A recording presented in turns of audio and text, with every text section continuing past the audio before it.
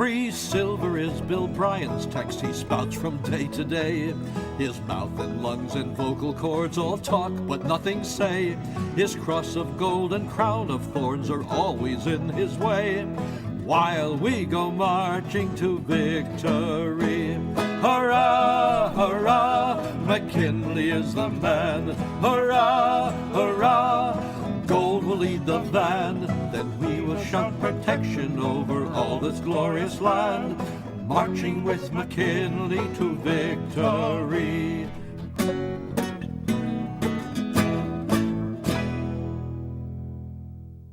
Welcome to Abridged Presidential Histories with Kenny Ryan, Episode 25, William McKinley, Wobbly Willie.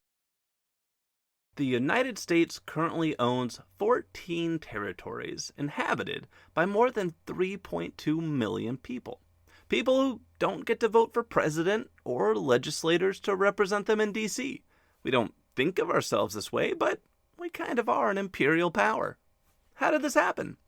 The United States was founded by a bunch of anti-colonial revolutionaries who were tired of being someone else's imperial territory. No taxation without representation was kind of our jam. So when and how did we decide that, well, maybe some imperialism is okay? The answer is William McKinley. But the irony is, this wasn't by McKinley's design. He wasn't someone who campaigned on the idea of creating a global empire.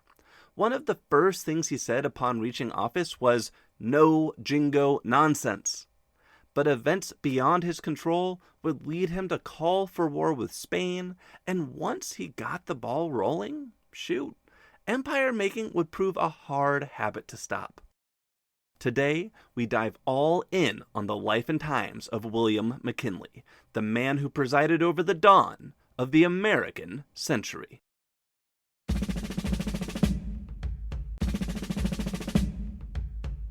William McKinley was born on January 29, 1843, to a large family in the small town of Niles, Ohio. And when McKinley first left home for college in 1859, it looked like he might be a case of failure to launch. He dropped out of school after 1 year due to depression and some kind of nervous condition. And then he started teaching at the local county school back home, and that was very nearly the life and times of William McKinley. But then some crazy news started to reach Ohio from down south. It was 1861. Southern states had started seceding. Armies had started mustering. And before you knew it, the Civil War had broken out. 18-year-old William McKinley wasted little time signing up for the Union Blue. He is, by the way, the last Civil War veteran who will be elected president, a club that has included almost every president since Lincoln. McKinley served bravely during the war. His most famous story of heroism comes during the Battle of Antietam, one of the bloodiest of the war, when, with his men under fire from Confederate soldiers and rations running low, he personally, heroically, on his own initiative, went to a supply cache, loaded a mule wagon with supplies, charged it back to his men across the shifting battlefield as bullets flew about him, reached his famished comrades, and served them hot coffee. I'm not kidding. There is a McKinley coffee break monument at the battlefield of Antietam, and another one randomly in Wilmington, Delaware. The second one is just so amazing that I have to describe it in detail. It shows a Union private carrying a bucket in one hand, presumably full of coffee, and a cup in the other hand, presumably also full of coffee, and he's offering the cup of coffee to what looks like a wounded soldier with dead, dying, and fighting soldiers all around him. It is surely the best presidential monument of all time. But if you're aware of any other great ones, hit me up on Twitter at APH Podcast. But McKinley didn't just catch the eye of history when he made that coffee run. He also caught the eye of future U.S. President Rutherford B. Hayes, who was an officer at the battle that day. Hayes was so impressed with this coffee delivery that he must have thought, that man has internship material. because he put McKinley on his staff and later mentored him in Washington, D.C. Because, oh yeah, McKinley is definitely going to Washington, D.C. But first, he's going to get married. In 1871, McKinley married Ida Saxton, and their story is actually one of the most tragic I've encountered yet. Ida gave birth to 2 daughters, but neither survived childhood. Both daughters and Ida's mother all died in a 2-year span, and this series of tragedies seems to have psychologically broken Ida. Whereas Ida had once been bright and charming, she was college educated and had worked at her father's bank, she now suffered from debilitating depression, epilepsy, and frequent seizures. It sounds like there were long stretches when she was practically invalid. But McKinley took really good care of her. He insisted that she be sat next to him at events so he could take care of her if a seizure struck, and he'd frequently check on her during the day to make sure she was okay and to let her know that he cared. It's all really sad and really sweet, and my heart just breaks for poor Ida.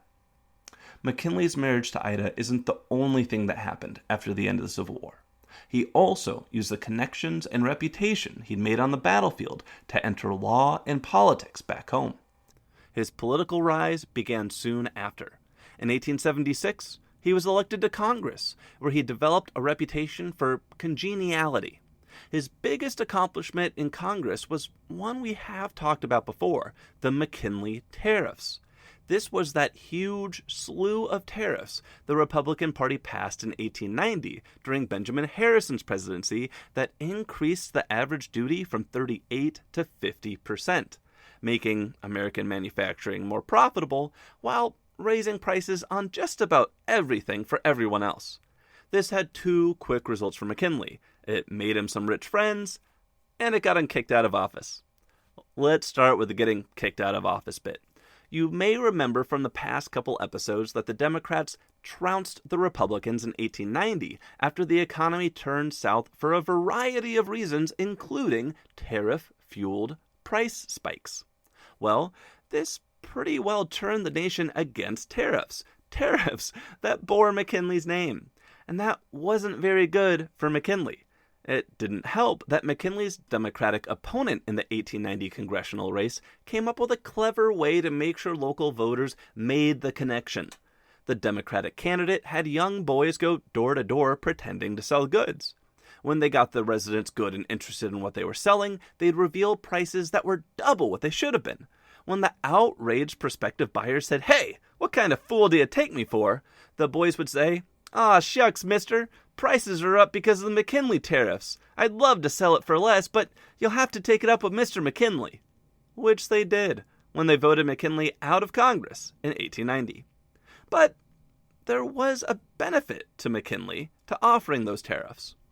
When McKinley found himself $100,000 in debt due to a friend's duplicity in 1893, a political friend of McKinley named Mark Hanna, who is going to show up a lot in this episode, was able to pass the hat around the era's great robber barons to raise money to pay off McKinley's debts. McKinley got $10,000 from an Illinois steel company, $2,000 from Carnegie Steel, $5,000 from George Pullman, who you may remember from the Great Pullman Strike, $5,000 from the meatpacking industry, and so forth. And when I say McKinley was $100,000 in debt, I mean $100,000 $1893, or nearly $2.5 million 2021 dollars. This was a huge bailout, or maybe a huge investment. In 1892, McKinley was elected governor of Ohio, the same position his mentor Hayes had held just before he was elected to the presidency. Hey, that's right. After 4 years in the governor's office, McKinley ran for president in 1896. And the 1896 presidential election is one of the big things to know about William McKinley, because 1896 is when presidential politics became big business politics in a big way. Okay, so first off, what's the lay of the land here? In 1896, the United States, economically, was not working for the vast majority of the population. We've been talking about this for a while now, and it keeps getting worse. all those rich guys I mentioned a moment ago, Andrew Carnegie, George Pullman, Mark Hanna, they had not gotten rich by paying fair wages, wasting money on worker safety, or showing other signs of human decency to their employees. Americans died at twice the rate of Britons in work-related accidents. The nation was uniquely uncaring toward its workforce. And this neglect had led to the Great Railroad Strike of 1877, the Haymarket Bombing of 1886, and the Pullman Strike of 1894, all massive moments we've covered in previous episodes. In 1892, the discontent with the political status quo grew so bad that large swaths of the American electorate gave up on the Democratic and Republican parties and voted for the farmer-led Progressive People's Party instead. The country was fracturing. And then came a man who seemed uniquely made for the moment. William Jennings Bryan. A 36-year-old former Nebraska congressman, Bryan was young, charismatic, energetic, and he ran on a platform of attacking big business, attacking big banks, and bringing equality to the land. In 1896, the Democratic Party handed him the nomination by acclamation. The once independent Progressive People's Party snapped into line behind him, and the richest 1% were scared as hell by this runaway train of discontent that was speeding right toward them. And the only man who seemed to believe it could be stopped was Mark Hanna. So let's talk a moment about Mark Hanna.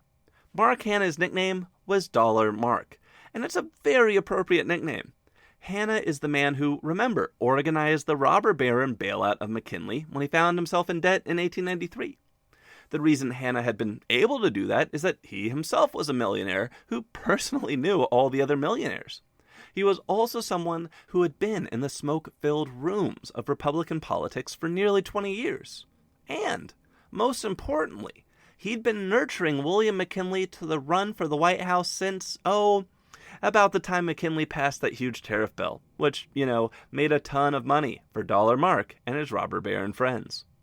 Hanna used his years of experience on the national political stage to quietly get the GOP's power brokers behind McKinley before any rivals even had a chance to think about getting organized. When everyone showed up for the GOP National Convention in 1896, McKinley already had the cat in the bag, and he was nominated on the first ballot, thanks to Hanna. But if winning the party nomination was a breeze, the general election was looking to be a hell of a storm, because that William Jennings Bryan runaway train was bearing down on the GOP fast. But again, Dollar Mark had a plan. Up to this moment in U.S. history, American corporations hadn't really been big players in presidential politics. Some big businessmen liked Republicans, some big businessmen liked Democrats, and corporate boards usually had a mix of both, so the corporations didn't get super involved. But this election was different. That William Jennings Bryan guy wanted to take them all down, and he had a plan to do it. Unlimited silver coinage, which would basically help all the farmers and poor Americans pay off their debt to the banks by causing hyperinflation. Today, we know that hyperinflation is a bad thing. Prices rise quicker than wages, and everyone pretty uniformly gets destroyed. The most famous example of this is the Weimar Republic in Germany, which printed unlimited paper money in the 1920s to help pay its World War I debts, and next thing you know, there were pictures of people pushing wheelbarrows of worthless currency to the market to buy a loaf of bread, and the world collapsed into the Great Depression. But Weimar Germany hadn't happened yet in 1896. Nobody was really sure what hyperinflation would do, but they had a theory. And, according to their theory, it would destroy the rich and help the poor. Let me explain. Say you have $1,000 on hand, but you owe the bank $2,000. That doesn't look good, right? But if you trigger some hyperinflation by printing unlimited money, you might have $100,000 in a few months. Everything will cost 100 times more, so it won't really feel like you're 100 times richer, except that $2,000 loan you owe the bank is still a $2,000 loan. And what was once impossible to pay is now a trifle, which is good news for you and terrible news for the bank, because now all the loans the bank had out there are worth roughly 1% of what they used to be worth, relatively.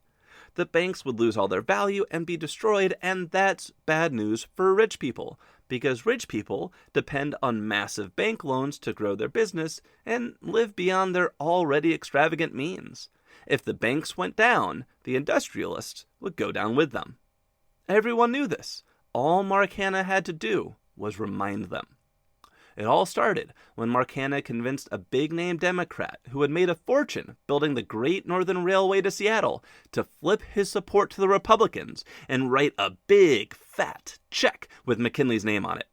When the robber barons saw a well-known Democrat flipping sides to support the Republicans, they all started jumping back on the McKinley bandwagon, resulting in a seismic shift in American politics. For the first time ever, practically all the wealthiest men in America were unified in their support of the Republican Party and their opposition to William Jennings Bryan. With corporate boards suddenly unified in their support for McKinley, money started flowing in a way it never had before.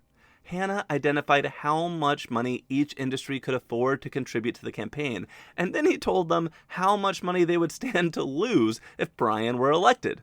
The messaging worked. Standard Oil contributed $250,000. So did J.P. Morgan.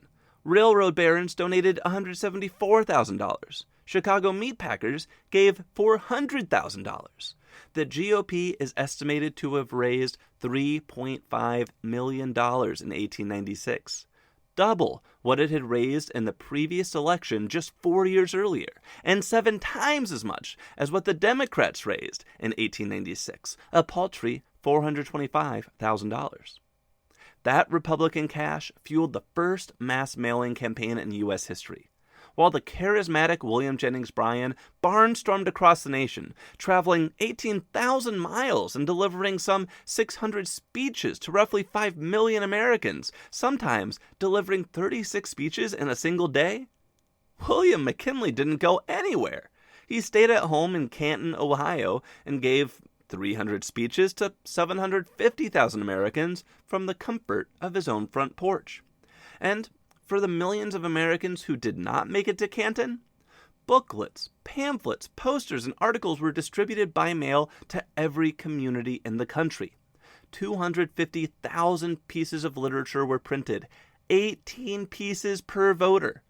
The Review of Reviews reported the GOP printed 50% more material in this one election than it had in its entire 30-year history. 5 million households were identified for extra attention, and 1,400 surrogates traveled the country, giving speeches on McKinley's behalf. While Mark Hanna raised the dough, McKinley's 31-year-old campaign coordinator, Charles Dawes, decided where it should go. Dawes, by the way, would later serve as Calvin Coolidge's vice president in the 1920s. In case the literature wasn't enough, Hanna wasn't above putting the screws to the American worker to force them into line. Hanna had the robber barons place orders that were conditional to be canceled if Bryan won. Workers received notes in their pay envelopes saying they would be let go if Bryan won. Insurance companies sent agents to farmers in the Midwest and told them they would be offered 5-year low-interest loans, but the offers would be pulled if Bryan won. In Chicago, a local Bryan campaign leader showed up at headquarters sobbing that his employer had threatened to fire him if he didn't quit the campaign.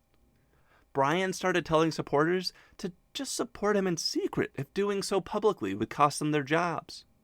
As a result of all this pressure and all that money, a campaign that had once looked like a shoo-in for Bryan turned into a butt-kicking.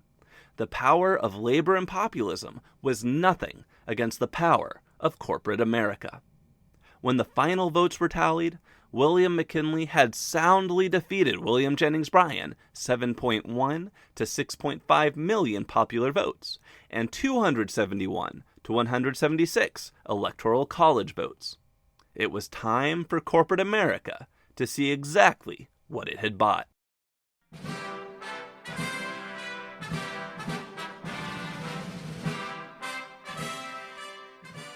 And so, on March 4th, 1897, 54-year-old William McKinley, The former Civil War veteran, Congressman, Ohio Senator, and hero of corporate America was sworn in as the 25th President of the United States in Washington, D.C.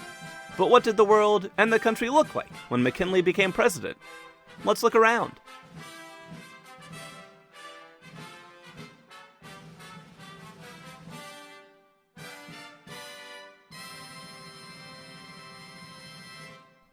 Domestically, there were some really interesting things happening in the American economy that were about to give it a huge international appetite.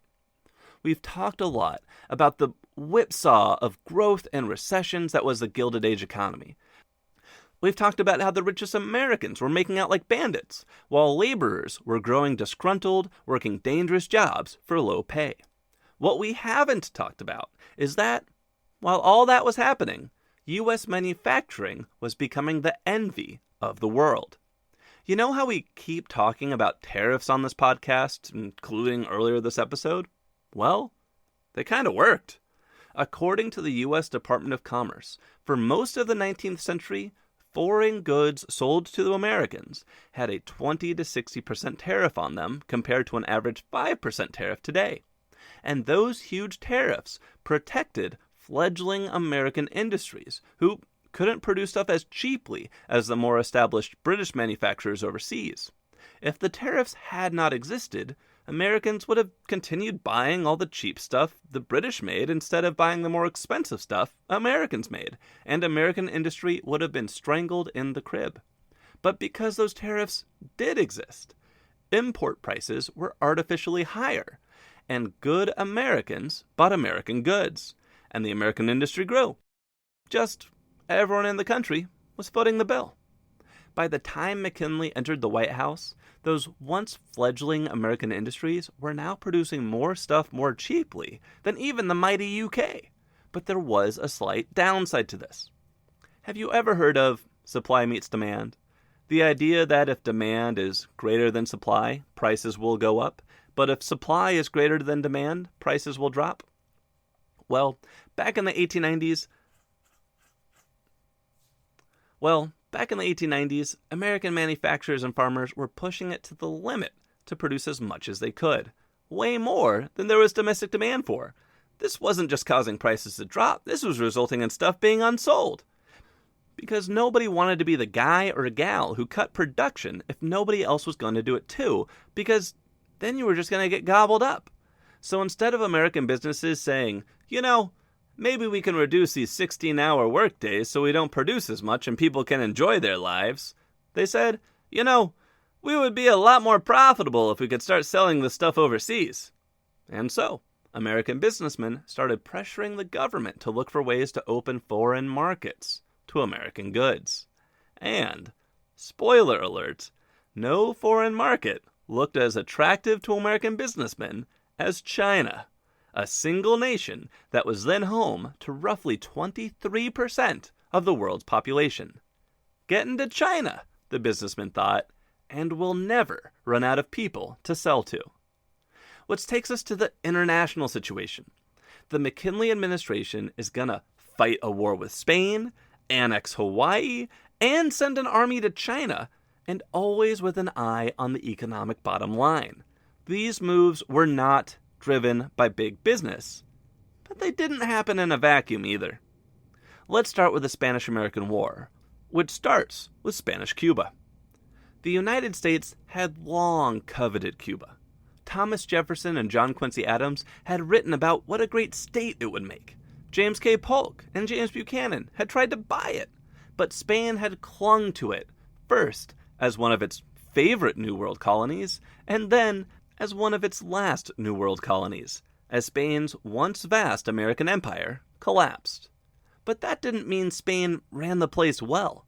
Cuba was the largest sugar exporter in the world, and sugar is a very profitable and hellaciously tough crop to farm. Cuba's economy ran on expendable labor, emphasis on expendable. Numerous revolts had launched and failed in the 19th century, and in 1895, one more got underway. when Spain responded with a brutal crackdown that featured concentration camps, literally concentrating the whole civilian population into camps so anyone outside those camps could be shot, the situation quickly turned into a humanitarian nightmare.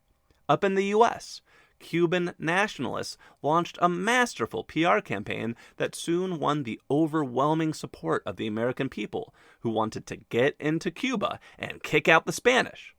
The only person who was not on board was the one who mattered most, William McKinley.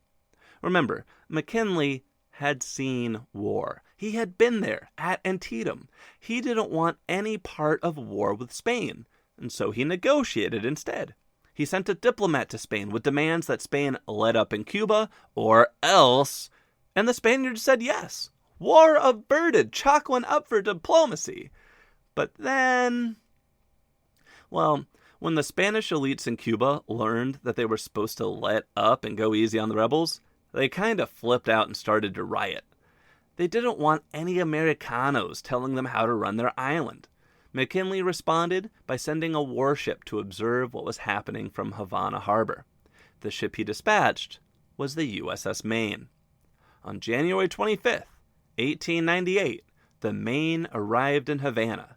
It dropped anchor, waited, and watched, and all was calm. And then, on February 15th, 1898, at 9:40 p.m., the Maine exploded. 268 American sailors were dead in Havana Harbor. Holy smokes! Had the Spanish just blown up an American warship in Havana Harbor?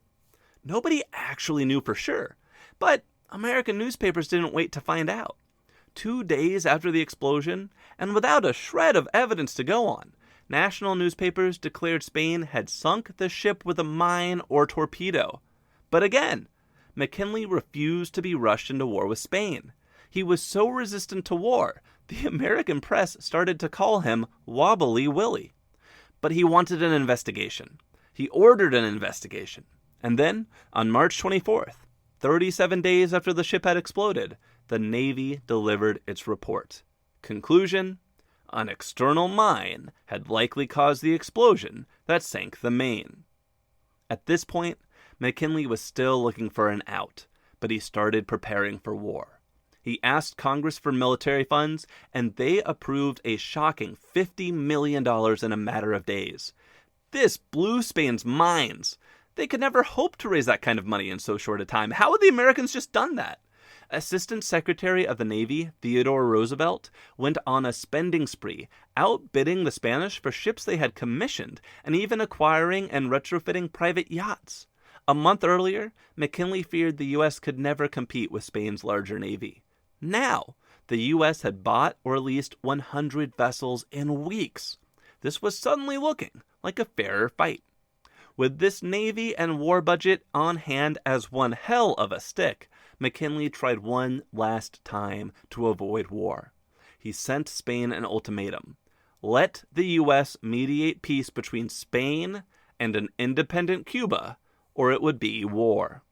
The ultimatum's deadline came and went unanswered, and on April 25th, 1898, McKinley called on Congress to declare war. The first shots of a war that was basically being fought over Cuba were fired half a world away in the Philippines. The Philippines were a chain of islands in South Asia held by Spain, and as McKinley realized war with Spain was in the cards, he started to ask himself, why start at Cuba? The big allure of the Philippines is they're kind of right next to China. If you capture the Philippines, you would have naval bases and coaling stations in place to support and protect your ability to sell stuff to China. So, on May 1st, 1898, an American admiral attacked the Spanish fleet at Manila, and, thanks to a lot of training and a lot of luck, the Americans tore through the Spanish fleet, sinking the entire Spanish Pacific Navy without losing a single ship of their own. In a moment, the balance of power had shifted in the Pacific, and it had shifted America's way. But America's war with Spain did not end there. On June 20th, an American captain in the Pacific opened a sealed envelope containing secret orders that directed him to the Spanish island of Guam, which is located halfway between Hawaii and the Philippines. Because if you want to get to the Philippines so you can get to China, it helps if you control a coaling station in Guam. Detecting a pattern yet? When the American ship arrived in Guam, it fired 13 shells at the Spanish fort overlooking the harbor, and it missed on every shot. But the Spanish didn't fire back. Before the Americans could reload and fire another volley, a small Spanish boat started rowing toward the American ship. The Spaniards were let aboard, where the Spanish commander opened with an apology. He was sorry that he was unable to respond to the Americans' cannon's salute, for he had no artillery to answer with. The American captain quickly realized the confusion and delivered the bad news to the Spaniard. Quote, "Make no mistake, gentlemen. I fired no salute. We came here on a hostile errand. Our country is at war with yours. You understand, gentlemen, that you are my prisoners?" Yep. Guam only received mail every couple months, and the latest boat was running late. The Spaniards on Guam had never even realized they were at war. They surrendered the island the next day. With Guam and the Philippines in the bag, attention turned to Cuba. I'm going to talk more about the Cuban campaign in my next narrative episode, Theodore Roosevelt, where it will figure prominently, but in short, the American Navy trapped the Spanish Navy at the Cuban port of Santiago. Once the Spanish Navy was trapped, the Americans were able to land an army uncontested on June 22nd. The army, which included former Assistant Naval Secretary turned Rough Rider Theodore Roosevelt, captured the hills overlooking Santiago's port on July 1st. When the hills were captured, the trapped Spanish Navy realized it was in a real pickle. If it stayed in the port, American artillery from the hills could easily destroy it. If it left the port, the American Navy waited at sea. It decided to take its chances on the open sea and made full steam for Spain. But the American fleet was newer and faster. U.S. ships easily caught up with the Spaniards and sunk the fleeing ships one by one, destroying a second Spanish armada again without losing a single American ship. On July 25th, 1898, 3 weeks after the conquest of Cuba, the Americans completed their mop-up of major Spanish colonial possessions by landing in Puerto Rico, which surrendered with hardly a fight at all. On August 12, 1898, Spain agreed to an armistice to stop the fighting. Later that year, an official end of the war was negotiated in Paris. Cuba would be free, but Guam, Puerto Rico, and the Philippines would belong to the Americans now. The Spanish-American War might look like that daydream of a quick smash-and-grab war. In 4 months, we defeated Spain, liberated Cuba, and acquired Guam, Puerto Rico, and the Philippines. But the fighting didn't really end with the Treaty of Paris in 1898. The Filipinos had no interest in being some new empire's colonial possession. They had revolted against the Spanish before, and they revolted against the Americans now, again, right away. The United States spent the next 3 years fighting a brutal guerrilla war in the Philippines, a war that required more troops and killed more Americans than the Spanish-American War that preceded it. 4,000 American soldiers, 20,000 Filipino guerrillas, and as many as 200,000 Filipino civilians would die in a struggle marred by atrocities. Which reminds me of something McKinley told a friend as the war was breaking out. Quote, "I am not anxious about the result of the war. There can only be one result, and it will not be long delayed. What I have in mind is what will come after. The problems we do not see now, but that are sure to come in some way. And they will not be easy problems. Other nations have had that experience, and we shall not escape it." Oh yeah, and one more thing on the sinking of the Maine. In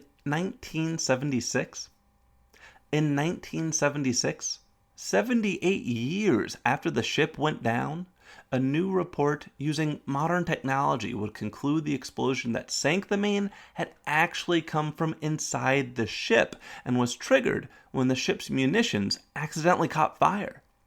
That final report, that an accident had sunk the Maine, obviously came far too late to do McKinley or the Spanish any good, but it's a great historic reminder that sometimes it's just really hard to be certain about things, and you should almost always leave a little room for doubt. So that's the Spanish-American War, and the start of the Philippine-American War. But that's not all that happened in 1898. 1898 is also the year that the United States annexed Hawaii, right in the middle of the Spanish-American War, concluding a story that I've unfortunately been neglecting for some time. The United States originally had pretty good relations with the Hawaiian Islands. American businessmen built lucrative sugar plantations there, and the Hawaiian king allowed the U.S. to establish a repair and coaling station at Pearl Harbor in 1887. But then, well, things started to turn south pretty soon after that. It started later that year, 1887, when American planters forced the Hawaiian king to adopt a new constitution at gunpoint. The constitution became known as the Bayonet Constitution, and it basically shifted power from the monarchy to a white-dominated legislature. Then, a few years after that, the McKinley Tariff of 1890 hit, and the island of Hawaii pretty much immediately plunged into an economic depression. Why? Well, before the McKinley Tariff passed, the U.S. had a high sugar tariff on everywhere except Hawaii. So the American sugar growers in Hawaii basically had a monopoly on American sugar. But while the McKinley Tariff increased duties on most goods, it actually eliminated all tariffs on sugar. In an instant, Hawaiian sugar was swept out of the American marketplace by cheaper sugar from the Caribbean. This depression led to severe agitation between the Hawaiian king and the American planters. When that king died, a new queen rose who wanted to throw out the Bayonet Constitution, which the American minister on the island saw as a threat to American interest. So he deployed 2 companies of Marines in support of a coup by the American planters that overthrew the Hawaiian monarchy entirely and officially put the American planters in charge. But Hawaii still wasn't part of the United States yet. This coup went down in the final months of Benjamin Harrison's presidency. By the time an official request for annexation reached the mainland, Grover Cleveland was president. And when he learned a coup had been launched with the support of American Marines, he refused to annex the islands. So the American planters created a republic instead and put an American planter named Sanford Dole in charge. And if that name sounds familiar, that's because Dole is related to the Dole Fruit Corporation that still exists today.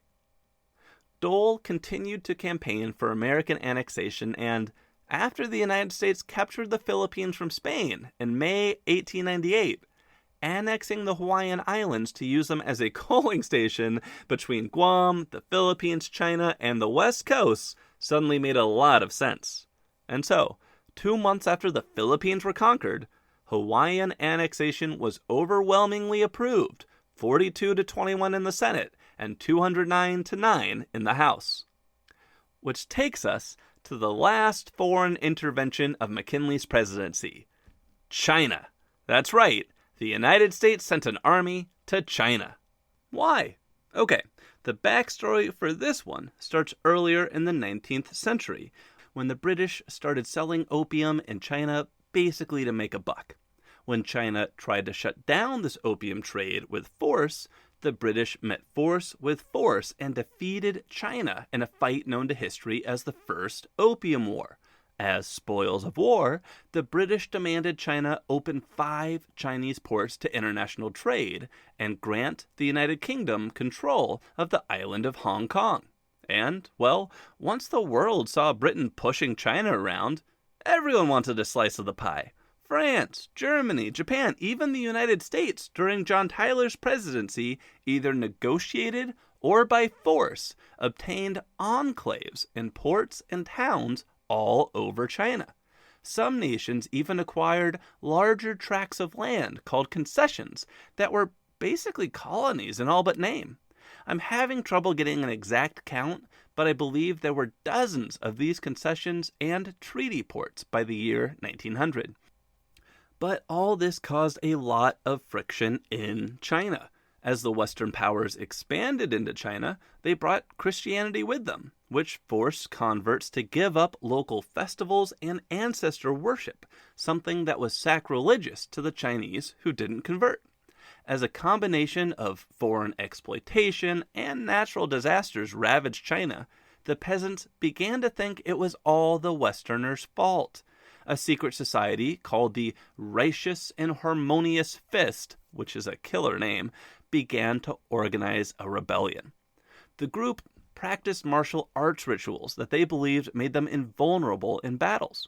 Westerners who saw those rituals thought they looked like boxing, so the rebels became known as Boxers in the West. In 1900, the Boxers began attacking and seizing Western concessions. Future President Herbert Hoover, who was in China with a mining company at the time, became trapped in one of these besieged towns. As word reached Western capitals of the rebellion, a multinational army was organized. But William McKinley had a concern. He was afraid Europe would use this rebellion as a pretext to carve up China the same way it had carved up Africa, the Middle East, and the Americas. And he did not want China carved up. He wanted one big China with open borders so American industrialists could sell to everyone in China, not just whoever happened to live in America's slice of the pie.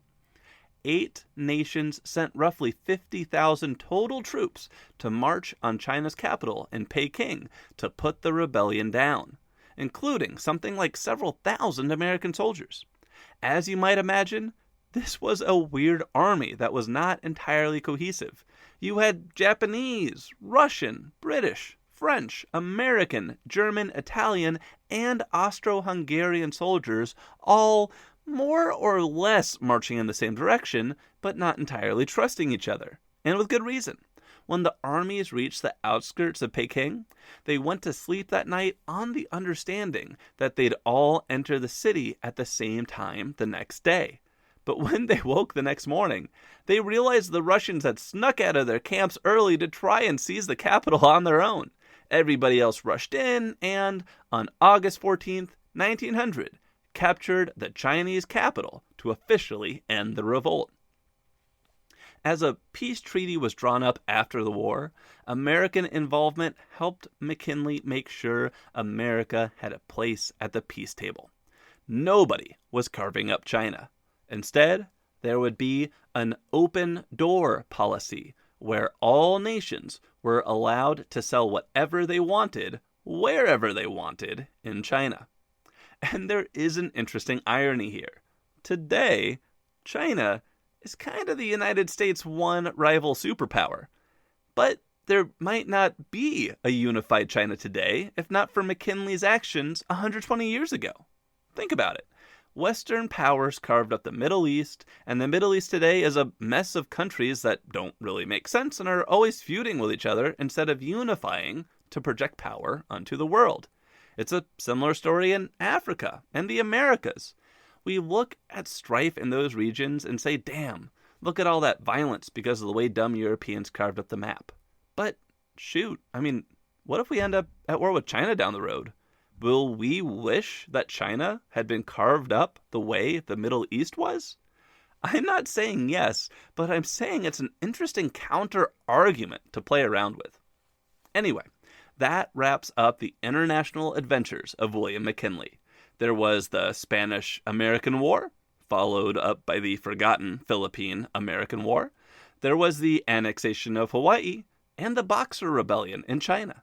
And I can't help but notice that almost all of this was at least in some little way tied to the idea of opening up and increasing access to China for American trade. But man, China was, is, and always has been a mirage in the desert that American industry pursues at its own peril.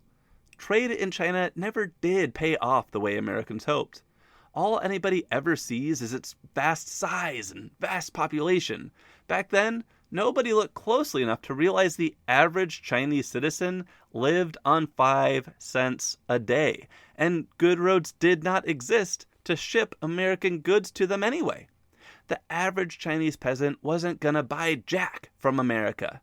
80 years later, American business leaders would again bend over backwards to get access to that Chinese market, signing all sorts of crazy deals, like making all their manufacturing plants in China so that China could then learn their trade secrets. But China never buys American-made goods. It's a trap. And we're seeing today that those deals we signed in the 1980s to access Chinese trade only served to accelerate China's rise as an international rival and, ironically, accelerate the ability for Chinese companies to out-compete American manufacturers. The greed of American industrialists seeded the struggles of American blue-collar manufacturing workers today. Okay, back to McKinley. In 1900, McKinley again faced William Jennings Bryan in the general election. McKinley's first vice president died just before the race started, so McKinley found a new VP to run at his side, someone with a lot of energy to be a good attack dog on the campaign trail. Former assistant Navy secretary turned Rough Rider turned New York governor, Theodore Roosevelt. William Jennings Bryan again ran on a populist message that took aim at the power of corporate America, claiming that if businesses weren't broken up soon, they might never be. They were becoming too big to fail. But Bryan's message never really caught on this time. The economy was booming, and McKinley was getting all the credit.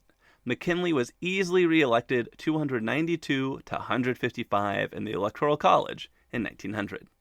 But, well, the economy may have been booming, but McKinley never did get around to doing anything for those downtrodden workers I keep talking about. None of the Western powers were. And those folks at the bottom, some of them were getting desperate. Some of them were calling for anarchy. Anarchists had assassinated the president of France in 1894, the prime minister of Spain in 1897, and the king of Italy in 1900.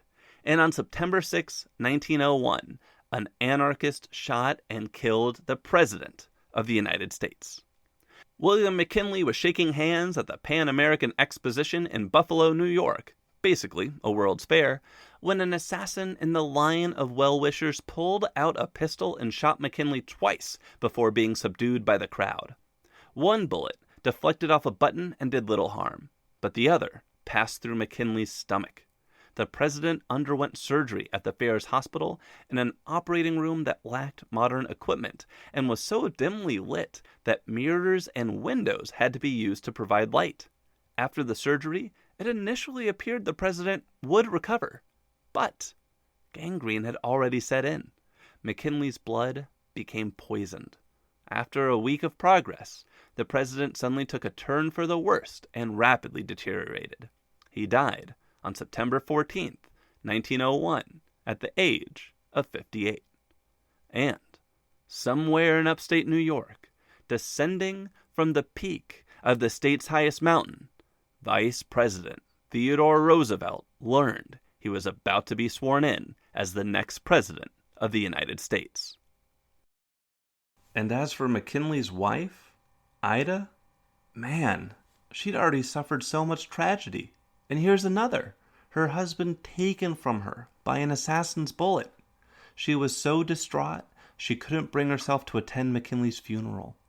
Ida spent the rest of her life being cared for by her sister and making almost daily trips to the grave of her deceased husband.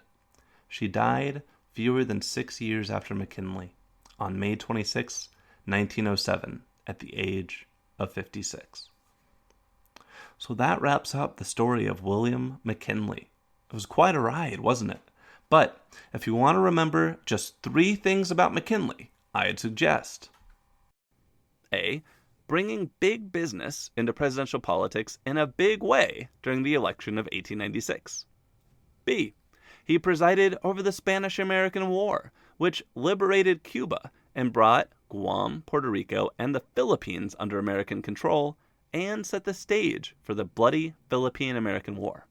And C, he helped put down the Boxer Rebellion in China and established the open door policy, which is kinda sorta why China is a world power today and not carved up into regional powers like the Middle East, Africa, or South America. So, how did the world and the country change during McKinley's presidency? Domestically, one of the most famous American marches, Stars and Stripes Forever by John Philip Sousa, was first performed just outside Philadelphia on May 14th, 1897. It really feels like the start of a new era in patriotic American music. On May 20th, 1899, the first speeding ticket in American history was handed out in New York City to Jacob German, who was traveling a whopping 12 miles per hour in an 8-mile-per-hour zone. Whoa! But get this, the car German was driving was an electric car.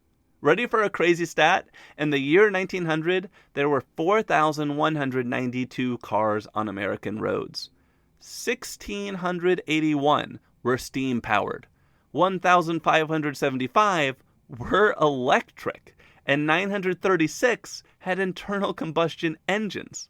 There were 50% more electric cars than gas-powered cars.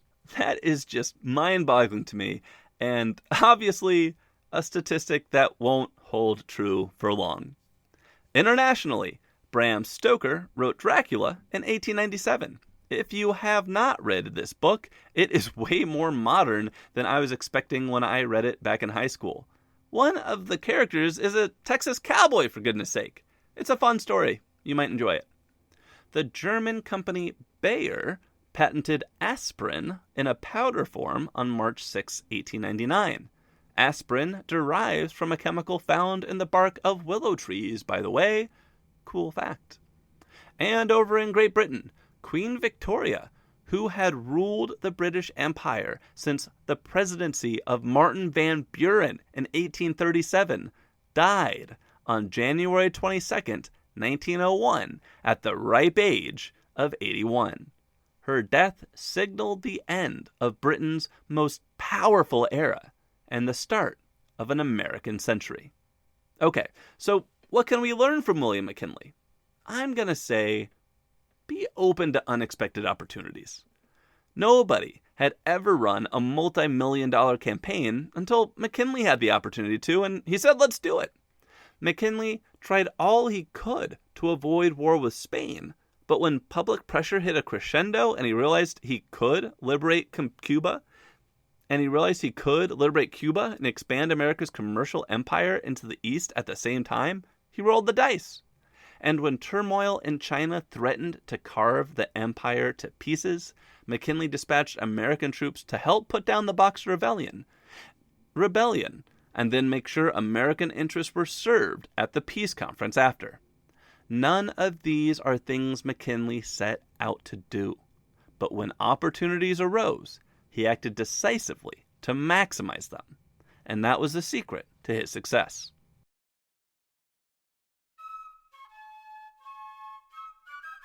Thank you for listening to today's episode of Abridged Presidential Histories. If you enjoyed it, please subscribe and leave a 5-star review on your podcast listening platform of choice.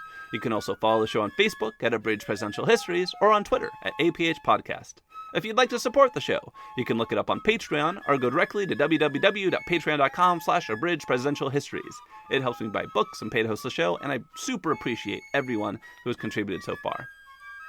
The music in today's podcast is a public domain recording of the United States Army Old Guard Fife and Drum Corps. The intro music was a recording of Isaac Brands from Smithsonian Folkway Records. The primary biography for today's episode was The President and the Assassin, McKinley, Terror, and Empire at the Dawn of the American Century by Scott Miller. In our next episode, we will talk to Oregon State history professor Christopher Nicholas about the partnership between William McKinley and Mark Hanna, what they saw in each other, the election of 1896, and how they changed American politics forever. That's next time on Abridged Presidential Histories.